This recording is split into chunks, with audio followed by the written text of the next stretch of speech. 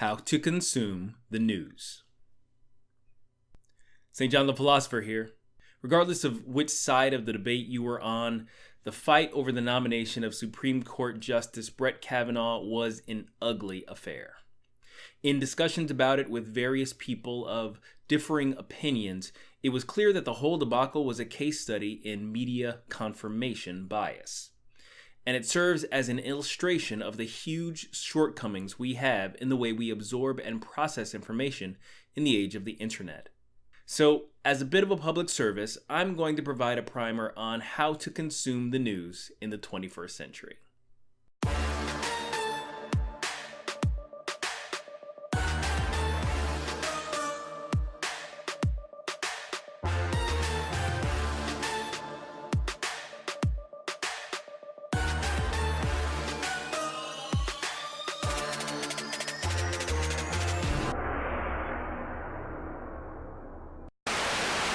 In many ways, for much of history, we've been trained to simply accept what we're told by certain people and institutions as implicitly true.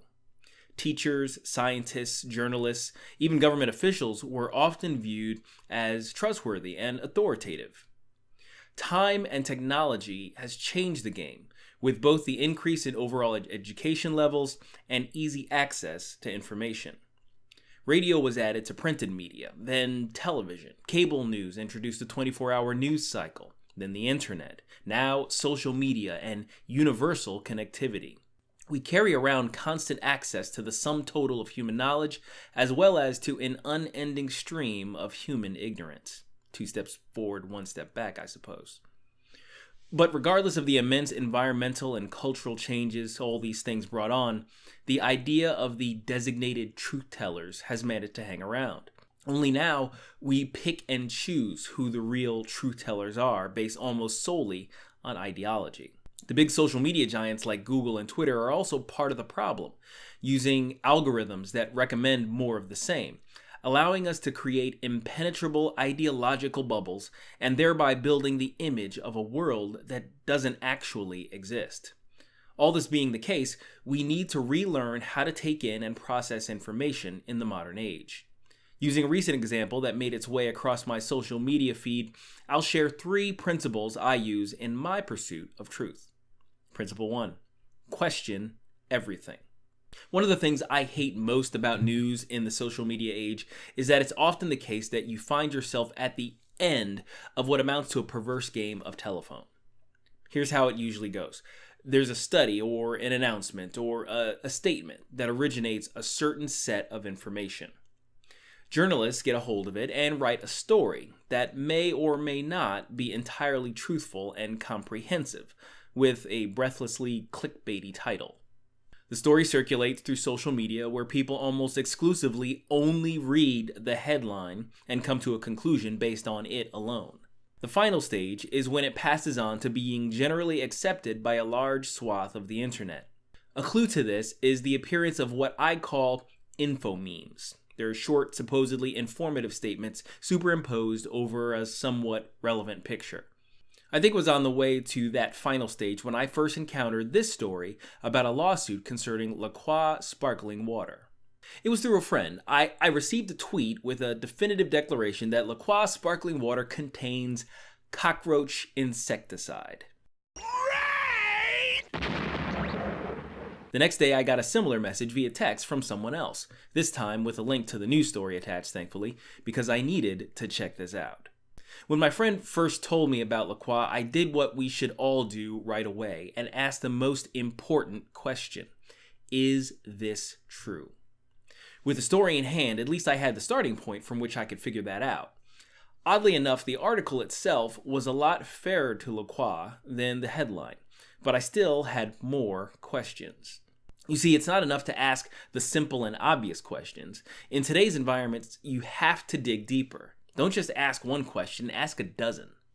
Every story has a context, hundreds of little bits of information that provide color and nuance to what could easily be seen as a black and white tale.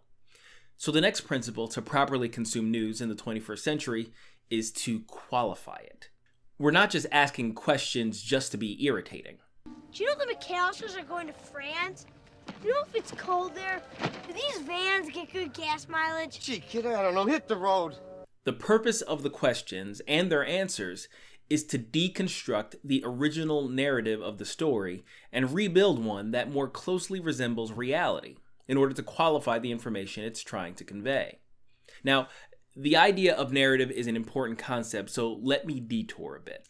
In fiction, the narrative is the underlying thematic vision of a story meant to deliver a particular message about the world through emotion and drama. The narrative theme of The Wizard of Oz, for instance, was "There's no place like home." Home. And this is my room. And you're all here. And I'm not going to leave here ever, ever again. Because I love you all. The Lord of the Rings theme was that a person with courage can have a great impact on the world, no matter how small. I will take it. Good. I will take it.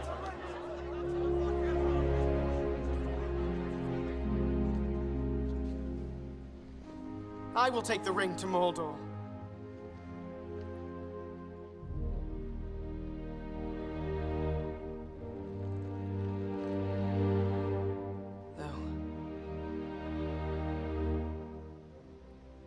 I do not know the way. The theme of Spider-Man was, "With great power comes great responsibility." Narrative theme is why we find these things entertaining and why they become cultural touchstones that most everyone can identify with. Non-fiction, on the other hand, like news articles and such, have the inherent problem of being essentially boring. So that's why we got the introduction of narrative elements as part of the bag of journalistic tricks that makes news stories about otherwise dry subjects more exciting to read. This isn't a bad thing on its face.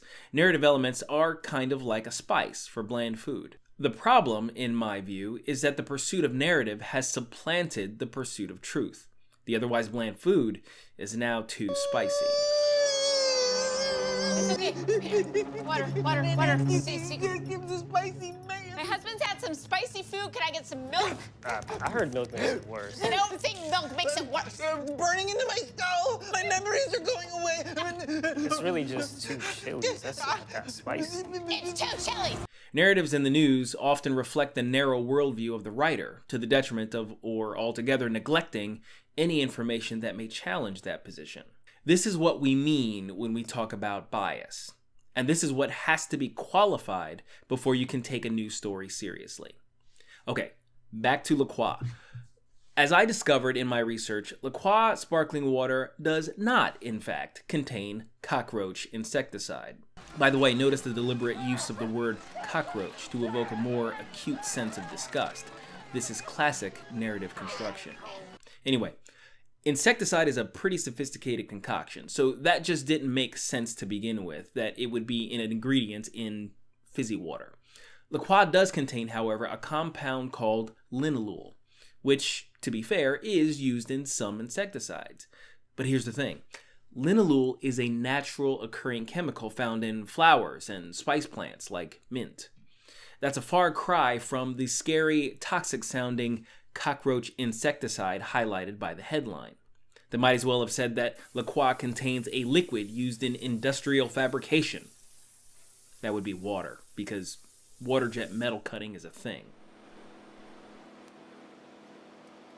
See how that works? So after you've asked the right questions and used the answers to qualify the information you're letting into your brain, the last principle is to quit. We live in a big world full of lots of people, so there's always something going on. And as I said before, the universal connectivity we enjoy through our smart devices means we've got unending access to all of it, constantly. The thing is, only the tiniest fraction of all that news is actually relevant to us. In fact, many of the stories written about people and things that might be important are so dishonest, so hyper-focused on stupid minutia that it renders itself completely useless for anything other than elevating your heart rate. And dear God, whatever you do, do not read the comment section.